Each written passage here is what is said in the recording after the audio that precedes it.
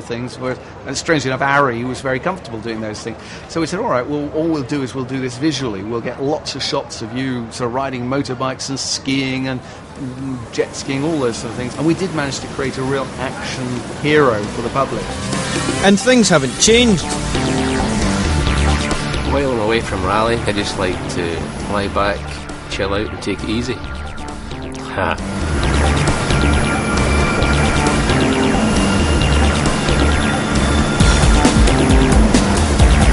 Everything we do, it's got speed involved in it somewhere. You just get used to it. It's like a bit of an addiction. You need to have so much of it every day. Obviously, as much as we can, we like to relax and have a bit of fun. And it's sort of one extreme to the other. When you're on an event that's so intense for that 3 days, it's great just to get away from it and completely relax and not have to think about anything. The time's sort of split between a bit in Scotland, because all the family and friends are there. Obviously Monte Carlo, that's the base. And we love to come down here to Mallorca and just do a bit of boating and just hop up in the suntan.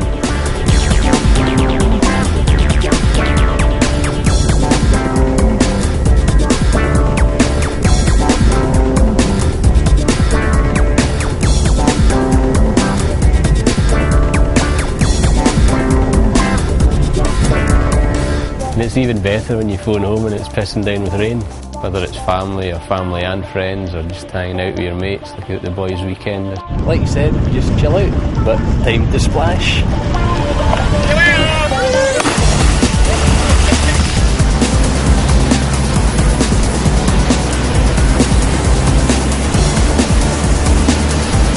I've done this sort of stuff for years and years, since I was a sort of early teenager. And as long as you respect what it is and you limit the risk, you're not going absolutely crazy, then if you get hurt it's going to be a bit unfortunate, but that's life at the end of the day. Life's too short. We're here for a good time, not a long time. 1992 gave him his second British title and a chance to compete in selected World Championship events. Colin took the bull by the horns.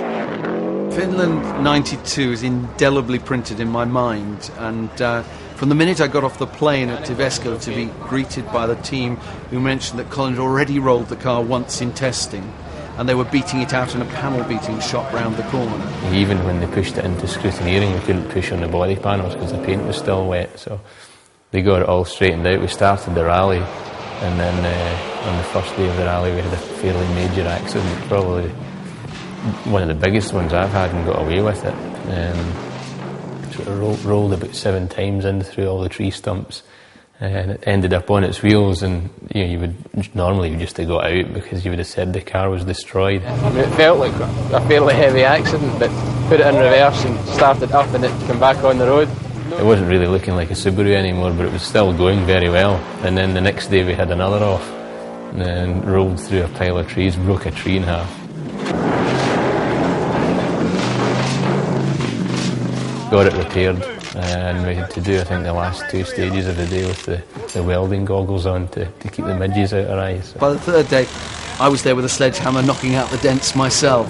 The way that we were received by the people in Finland who don't normally take to foreign drivers, the way we were received, it was incredible, and I think that helped, immeasurably with Colin's career.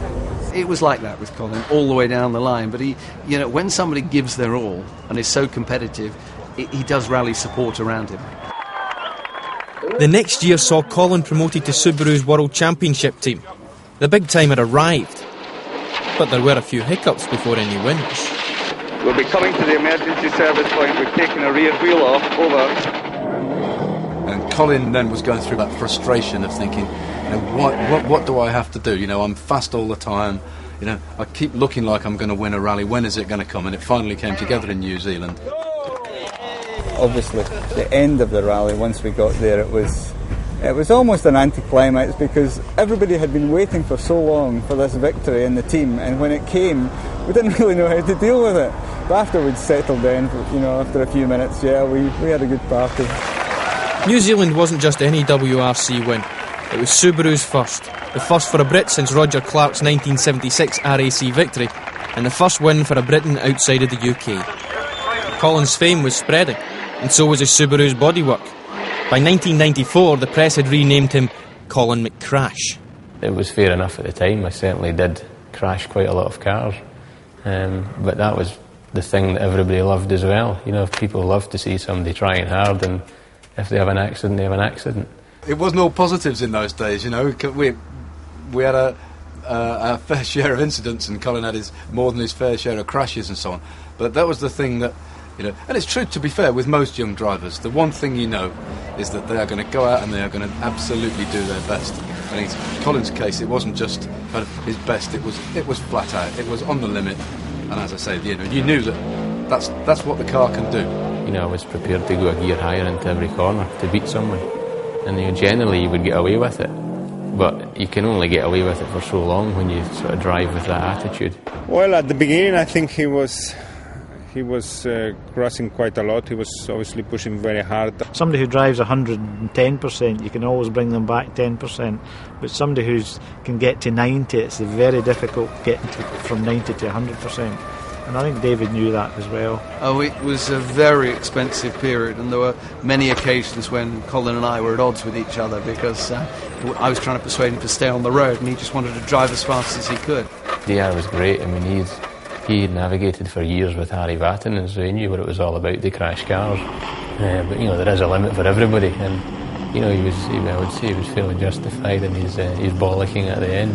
It's very difficult to get a driver like that under control, you know, and he's a fairly rebellious character in his own right, or he was in those days. Things have changed somewhat recently, but nonetheless, just working together to try and get solutions inevitably sort of ended up in big spats between us. But Colin's flat-out style paid off at the end of the year when he beat his new teammate Carlos Sainz and took victory in the 1994 RAC, the first home winner since Roger Clark 18 years before.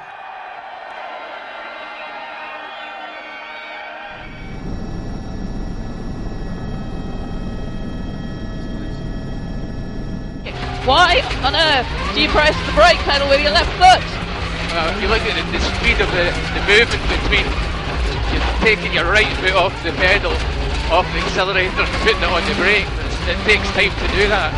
But now I can put my left foot on the brake almost as my right foot's coming off the power, so there's no transition between throttle and brake pedal. They almost overlap each other. A lot of drivers still use their right foot to brake and accelerate. But some of the greatest drivers in the world never left foot brake. Yeah, but that was the good old days, Penny. Missed the jump. No, some of them even now. I think Carlos sometimes still uses his right foot now and again. But I've always used my left foot right since I started rallying. Is it something you just taught yourself? Yeah, more or less. You just try it and see how it feels. Did you end up going through the windscreen the first time you tried it? That is the problem. It's to get the feeling in your left foot takes a bit of time. And some drivers can never do it because they've always braked with their right foot.